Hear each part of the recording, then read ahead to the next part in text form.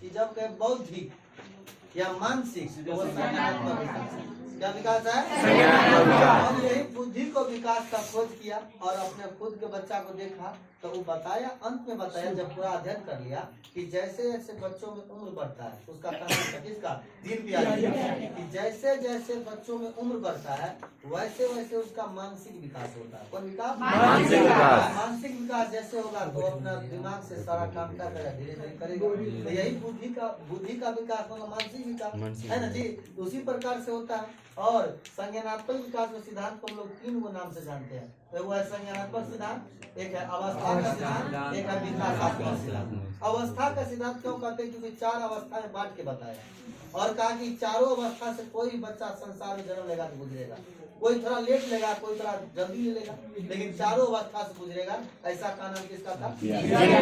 और जीन पियाजे कुछ कॉन्सेप्ट भी दिया है, लेकिन लिखा है कि बच्चों का विकास किसके दौरान होता है? उम्र के दौरान होता है। बच्चों का विकास किसके दौरान? उम्र के दौरान। और इसने उम्र को महत्वपूर्ण स्थान दिया। किसको दिया? उम्र को।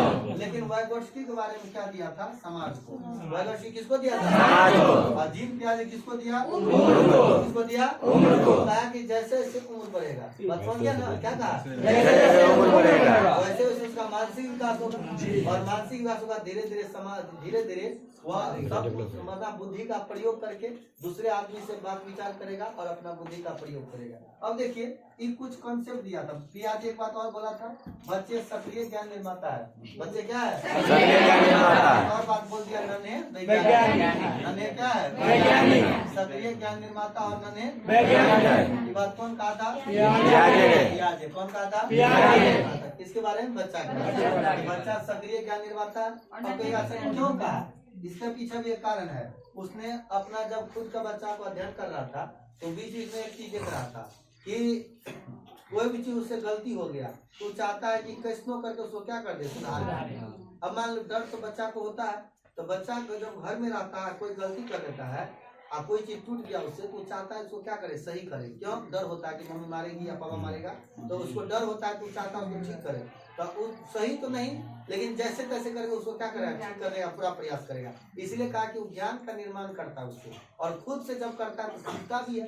जो कोई भी चीज आप खुद से करते तो आप ज्यादा सीखते हैं। अपना से कोई काम करे तो गलती होगा मानते हैं, लेकिन उसका जो वो जो चीज जो सीख जाइएगा तो जिंदगी भर याद रहता है, क्योंकि अपना से किया है। इसीलिए तो बच्चा जो होता है वो सक्रिय ज्ञान निर्माता और टूटा फूटा चीज को सही करने के कारण उसको क्या कहते हैं? क्या कहते हैं? उसके बाद सारा कॉन्सेप्ट जीन पियाजे का, ये सब कॉन्सेप्ट किसका है? जीन पियाजे। ऑप्शन में डायरेक्ट आता है सब बात जी। ये सब बात आपको ऑप्शन में डायरेक्ट आएगा। पहला बात क्या है? दूसरा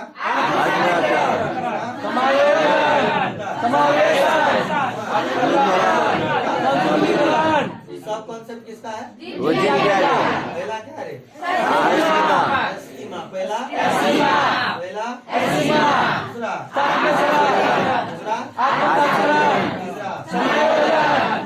तीसरा कोई दिक्कत?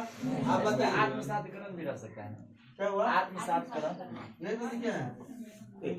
समायोजन आप कति अंतर है? समायोजन लिखिए, उसके बाद समावेशन, अनुकूलन और क्या है? क्या है? और पर्याप्त है ना? समायोजन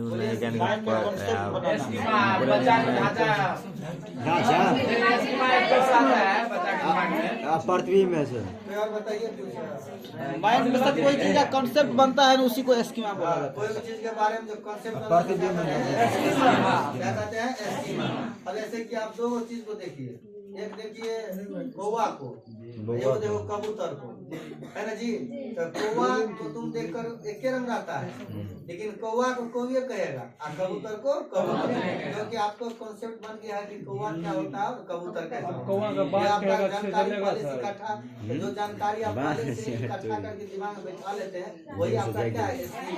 आपका क्या है? मतलब किसी चीज के बारे में जानकारी अपने दिमाग में बैठा लेना क्या होता है?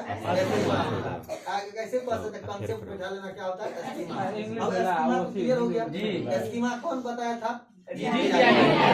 एस्कीमा किसके थ्योरी में है? जीन पियाजे के अंतर्गत आता है। उसके बाद एक और आता है आत्मसातीकरण, मतलब नया ज्ञान को पुराना ज्ञान में जोड़ना, आत्मसातीकरण। ऐसा ही करा। है ना? और समझ जाएगा। आत्मसातीकरण शांति।